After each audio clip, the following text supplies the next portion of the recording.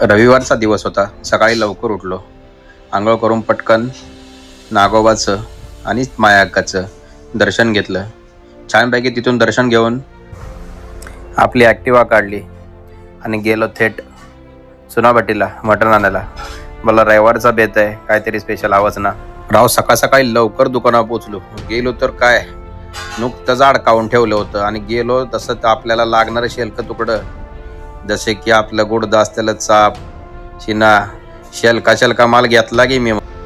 आज आपल्या स्वराजचा स्कॉलरशिपचा पेपर होता सायनला. तोही सकाळी लवकर उठून अभ्यास करत बसला होता. त्याला पण थोडा अभ्यास घेत त्याला शाळेत सोडायला जायचं होतं. नंतर गेलो थेट शाळेत त्याला तिथून घरी घेतलाय. त्या बायकोचा फोन आला, म्हणाली मटण तुम्ही आणून दिले, त्याचं कोथिंबीर वगैरे शिल्लक राहिले, ती घेऊन आलो. मग तिला काय झाला इथं तोपर्यंत बेत रेडी. आणि बघतोय तर काय आमची मनी माव तिच्या लेखाचा इथं हजर झाली की